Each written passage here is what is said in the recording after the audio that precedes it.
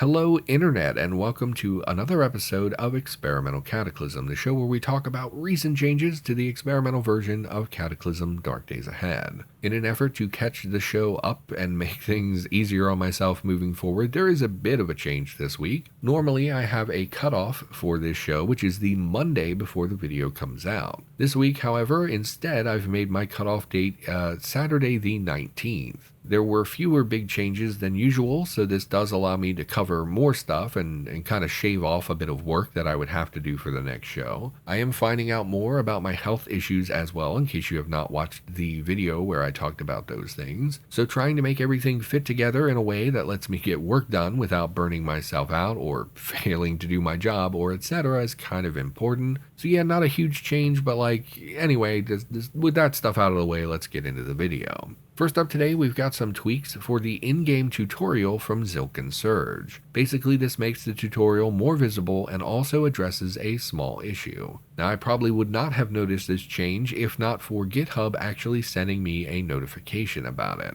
See, 2 years ago, I made an issue about the tutorial because it used the default mod list and that could break it for some people. And so I got this random notification that a PR had been made to resolve my 2-year-old issue. I'd completely forgotten about that, and so yeah, this resolved an old issue as well as made the tutorial more visible, which is a nice, simple, and positive change. Okay, and we're going to have an awkward cut here back to my old recording, which is probably sounds a little less enthusiastic, so apologies for that. Moving on, next up today from Dr. Boomstick, we've got some wallet photographs. Now, we've been consistently getting new snippets that build out the world, like finding emails on a laptop or tablet, the child notes, things like that. Well, this PR continues that trend by adding photographs that have their own snippets to make them unique. Now, you're going to find these photos in wallets just, randomly in the game, and the PR started off with 34 snippets, but that, of course, may be expanded in the future if someone feels interested in doing so. Now in the PR, they refer to this as, quote, quite literally pointless trash that nobody will care about, end quote. Well, that's too bad. I like the idea, but yeah, it's not like I'm going to hoard other people's photos. That would make me some kind of weirdo, but I do like this anyway. So anyway, it's a nice little flavor PR, so, what's not to like about it? It fleshes out the world, and it costs basically no overhead with,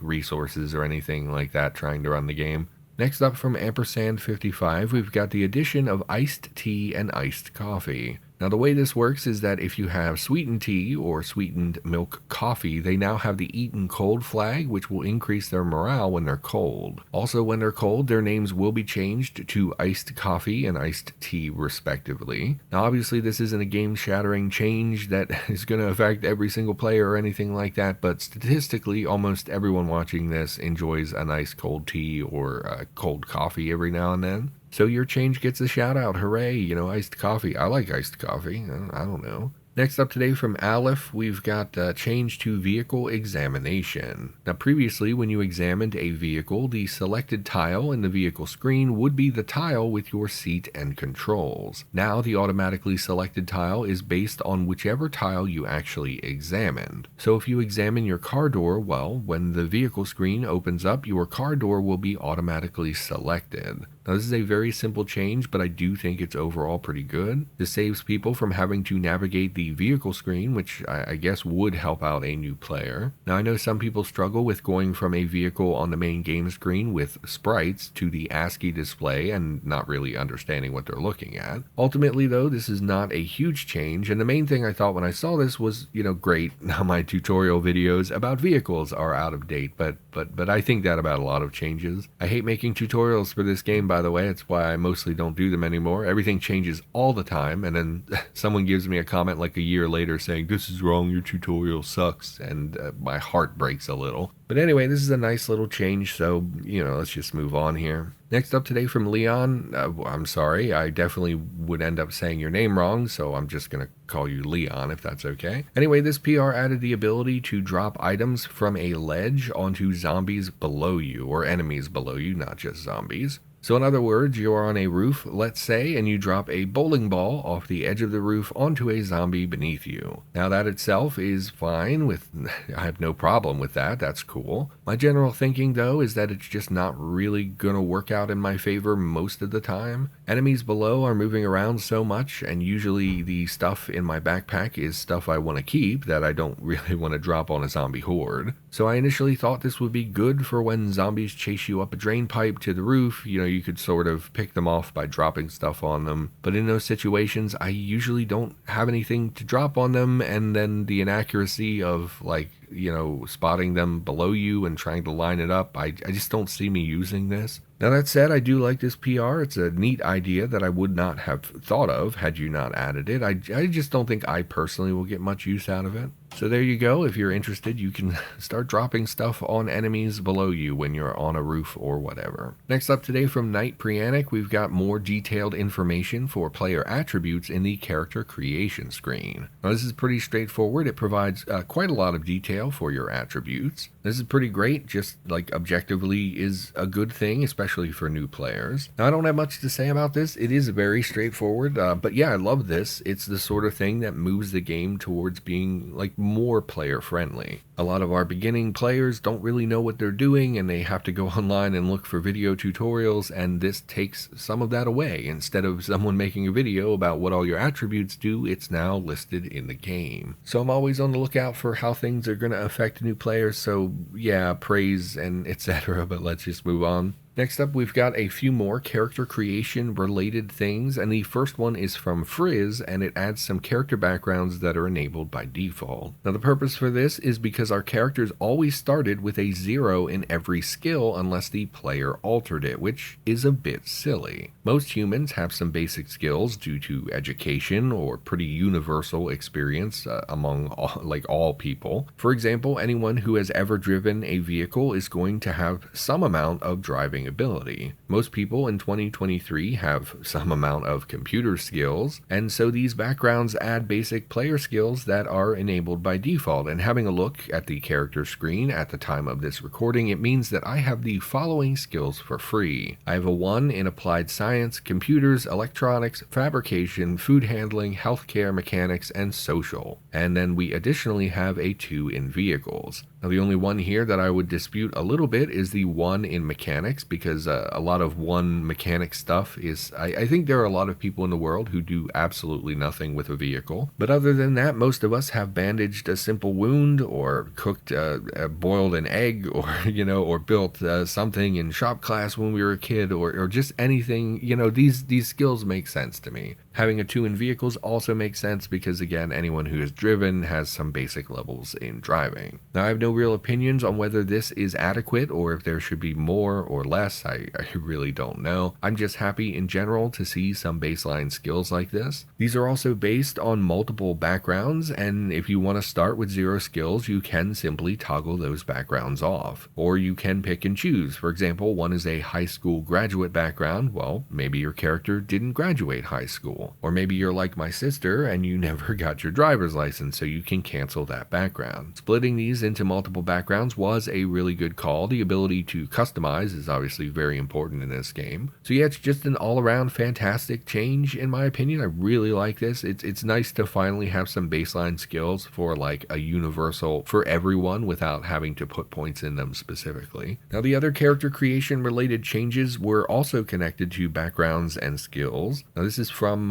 Irasan, which, by the way, I just on principle, I never say UWU or OWO out loud. I really don't need people having that soundbite, so it's fine that that's your name, but I'm not going to say it. And then there was also a PR from Aaron that I'm also going to throw in here and kind of talk about them together. So some of the changing here was to make it so that various professions in general now start with higher stats that reflect their professional skills. And the example used in the PR was that police officers started with a 0 in melee, despite the fact that many of them are trained to use batons. So that's the first bit, just affecting profession skills and buffing them more or less across the board. And then the other changes here were to add more granularity to certain backgrounds based on the level at which you did them, which does sound a little confusing. So for example, if you wanted to have a football background, there's a big difference between someone who played backyard football, someone who played maybe for their high school team, and someone who played college ball with aspirations of ending up in the NFL. These three people would have different levels of skills just based on their experiences. So now the football hobby or background has a beginner, intermediate, and expert tier to differentiate them, each with different levels of bonuses, including skills and traits and etc. Now there's only maybe half a dozen backgrounds that got this treatment, but that is a nice start. I really like this. Having different tiers for different hobbies or occupations is great. It lets you flesh out a character more completely. I really don't have opinions on whether they're balanced or if one is more valuable than another. I just wanted to report, these are pretty cool little additions that flesh out character creation. Next up today from Core Haka, we've got a change to food spawns. Now I don't know how visible this is actually going to be, but it was a change to large containers that spawn in residential areas, and a rework to restaurant-style food spawns. So in the PR, they use the example of 3-liter containers. These obviously are not as common in a house as they would be in a commercial kitchen. I remember many years ago, they added these giant cans, and I thought like, oh, those are going to spawn in like restaurant kitchens or in the prison or somewhere that uses enormous quantities of food. But then I never really saw them in the game at all, and when I think of 3-liter glass jars, I remember a time when a 3-liter jar of jelly or jam would spawn in almost every house kitchen in the game. And obviously that doesn't make a whole lot of sense. I think a lot of Americans do probably have a small jar of jelly or jam in their fridge, but 3 liters is ridiculous. Now I live in a house of 3 to 4 people depending on what's going on, and a jar of 3 liters of jam would last my family literally for like 4 years. There's just no way we would consume that amount of jelly. Anyway, those jars were reined in a while back, I think, but anyway, this PR sought to bring a little bit more sense to those kind of spawns. Large canvas sacks of vegetables, big bags of flour, 3-liter jars of various veggies and whatnot. These are going to be more commonly found in restaurants and other industrial commercial kitchens. We won't really see them in regular houses. These are going to spawn in those larger areas that are like a commercial kitchen. And yeah, like I said, probably not going to have a huge impact on the game. I'm going to have to see how the spawns look, but I do like this overall. I really like the idea of finding like big canvas sacks of food in a commercial kitchen, in a prison kitchen, in a hospital kitchen, places that would create an enormous amount of food. Anyway, moving on, next up today from Dev Angle, we've got the addition of a corpse zone for the zone manager tool. Now I really have almost nothing to say about this. The corpse zone was missing and now we have it. I just wanted to shout this out because it's something that I have personally wished for in the past as I was using the zone manager tool. And additionally, I want to say that you should be using the zone manager tool. Every time I mention it, someone comments or multiple people will comment and say, oh yeah, I should probably learn how to use that. And yes, you really should. It's an amazing tool. It's one of the best quality of life things we've ever had added to this game. So consider this a great opportunity for you to go and learn how to use that object. It now has a zone for corpses, which makes, sorting out a big pile of junk or a whole house or whatever a lot easier. Moving on today, next up we have from the saddest Goomba, which just, oh man, there's a lot of sad Goombas. Being the saddest is quite a feat. And this PR adds a variety of new frog/toad creatures to the game with mutant versions, kind of like mildly mutant versions of those creatures, and then tadpole and eggs for all of them. And when I say mutant versions, I don't really mean like hulked out crazy mutants. They're just referred to as quote strange in the PR, and it's stuff like oh, some of them have a weird little tail that's not normally on a frog, or maybe the proportions are wrong for some reason, or it smells really bad, or etc. Now in the PR, it implies that this is the start of their project and that they want to add more properly mutated frogs in the future, as well as zombified versions. Now I would offer some feedback and say that they should not have zombie versions. These are not really suitable to be zombies. For example, there was a butchery group added to them specifically saying that they are too small to provide even a single piece of usable meat. And if they are that small, then they absolutely should not have zombie versions. I remember, I don't know what the cutoff is exactly, but we've always said that small creatures like that cannot be zombies. Now, it is possible that I misread something here, but yeah, that's my feedback. If it's too small to even give a single piece of meat, then it's too small to be a zombie. Now, other than that, look, there's like 12 new additions of toads and frogs here. I can't really cover them all. They appear to be very basic, normal frogs and toads, so there's really not a lot to report anyway. Ideally, this will provide some additional creatures to spawn in swamps. Now, currently, almost everything that spawns in a swamp is huge, mutated, and hostile, which really doesn't jive for me. So hopefully now we've got some more pretty normal-ish creatures to appear in those areas. I think that would be really good. It seems like swamps are kind of in a weird place. It's like either there's nothing there or it's like the most mutated and horrific dragonfly you've ever seen that's going to murder you, right? There's like not a whole lot in between. So yeah, I'm hopeful this will flesh out swamps a little bit, and that's my main thought. Anyway, moving on. Next up from Zilk and Surge, we've got a bit of a confusing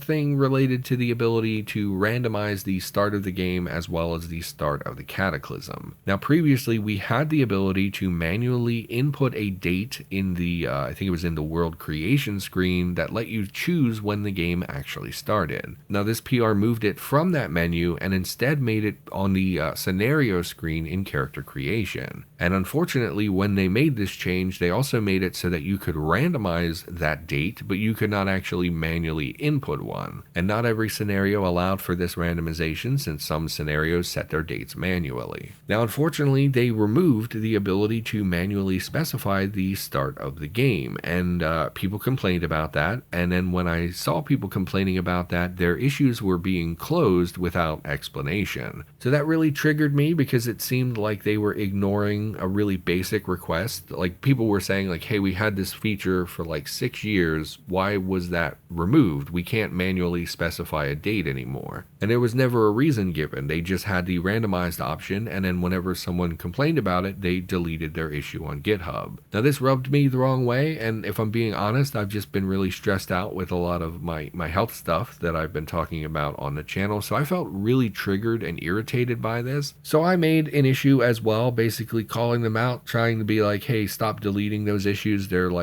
pretty valid. Please don't do that. And their response was to close my issue, which triggered me also for a little bit. However, shortly after that, they did re-add the ability to manually specify a start time, but they also removed the randomization. So I don't know if all of that tracks as I'm trying to tell this story, but basically now, if you go to the world creation screen, you can't specify the time there. Instead, it was moved to the scenario screen in character creation. So when you select your scenario, and you can now manually input both the time, the start date of the game, as well as the start date for the Cataclysm. However, the ability to randomize that has now been removed, so you can't randomize it anymore. So I just feel kind of weird about this, because like I was pretty irritated, but then they removed their new feature of randomization, which was not my intention. I was just saying we should also have the ability to manually specify a date, just like we have for many years. So in the end, you have the same ability you always did. It just was moved from the world screen to the scenario screen in character creation. And I think some of my frustration was just due to miscommunication and misunderstanding. I really don't think they were being malicious here and trying to silence people. I think there was like a miscommunication in what people were saying. And then for me, I think I miscommunicated, because my intention was not to have them remove the randomization feature. It was just to re-add the ability to manually enter one if you so choose. So anyway, after some explaining, Surge changed it so you can manually set the dates in that screen, but the randomization is gone. So I don't really know what to think about this. I feel bad that they basically removed their new feature because I popped off about it. My intention was not to remove the new feature, just to have the ability to manually set. Anyway, I've talked about it too much.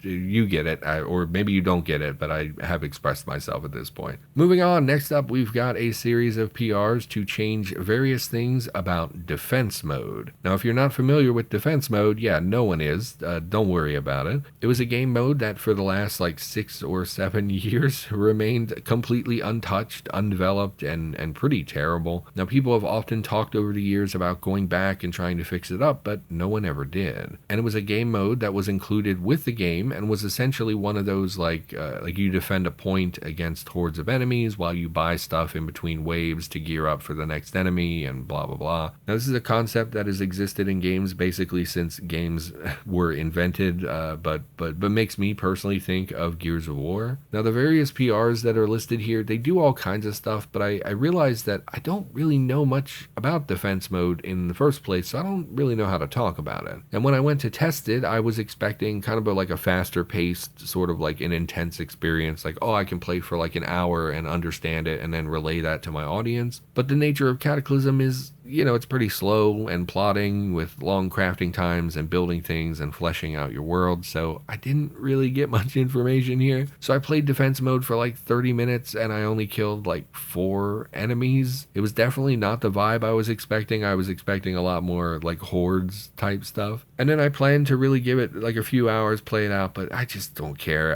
It's not really fleshed out enough to have like a full video made about it. However, anyway, these recent changes are the first changes in well over like 5 years, and I think that playing it now wouldn't be super representative of what they're actually going for. So anyway, that's a long-winded way of saying, look, if you want to check it out, then you should check it out. Instead of being a game mode you select from the main screen, it's actually a mod now, so you can very easily add this to when you create a new world and give it a shot. It is getting some tweaks and changes, and maybe in 6 months or whatever, it's going to be really fleshed out like a tight gaming experience. But for now, it's still in that awkward sort of like, it's just not really there yet. Or maybe it is and I just didn't enjoy it personally, but I don't know. I appreciate the people who are trying to breathe some life into this thing, and I am interested in seeing where it goes in the future, even if it's not my favorite sort of gaming experience. To be honest, I'll have to force myself to give it a try at some point, but because I need information to relate to you, obviously, about this. But for now, I played it for quite a bit and nothing really happened. So I can't really give you the ins and outs. Feel free to try it. In fact, I would encourage you to try it as it continues developing. And yeah, I don't know. It's just really nice to see someone taking something that's been in the game for years that no one cares about, no one has ever tried to fix, and now people are actually trying to fix it. Moving along, next up today from A Noob in Disguise, we've got a variety of additions for the alpha mutation tree. Now, alpha is one of those that comes up quite a lot, so I'm assuming those of you who allow your bodies to be tainted by mutation instead of bionics will be familiar with the alpha mutation tree. Now, the additions it's something like 6 new mutations. Most of them are pretty self-explanatory. For instance, there is insomnia and picky eater. Now, I really like the message for picky eaters as well. It prevents you from eating anything with a negative morale unless you're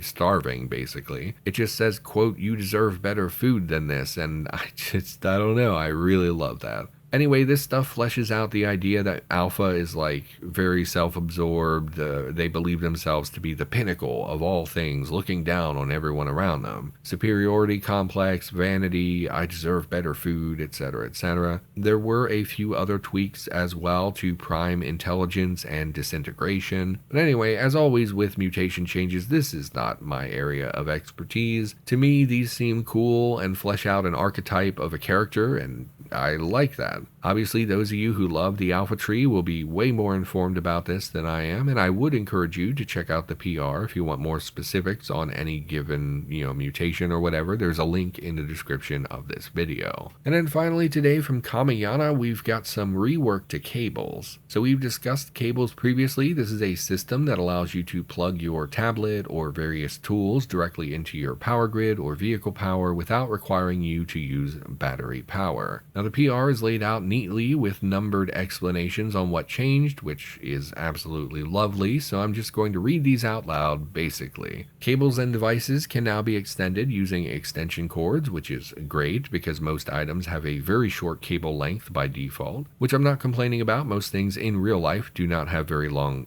cords. That's why extension cords exist in the first place. Multiple extension cords can be connected to make it like an omega long extension if you want to, so you can get a lot of length out of these devices. Items that are linked in this way will now display that information next to the item name, listing the current distance, the max distance, and the little +1 or etc. is to represent how many items are currently being used to extend things. You can now unplug things directly from a vehicle part as well, in the same way that you would disconnect an appliance. The warning related to getting too far away from your current cable limit was also improved to work better with circular distances. Previously, it would sometimes not pop up at all, basically being skipped due to the way that things are mathed out as you move diagonally or whatever. And the rest of these changes seem much smaller, like when you detach something, the menu will automatically be reopened. There was a fix for crashes when you repaired with plugged-in tools, and disconnecting cables places them automatically in the player's inventory. And then there's a list of like 10 other behind-the-scenes changes that probably won't impact you directly as the player or your gaming experience. And yeah, to be honest, I don't have any real opinions on most of these things.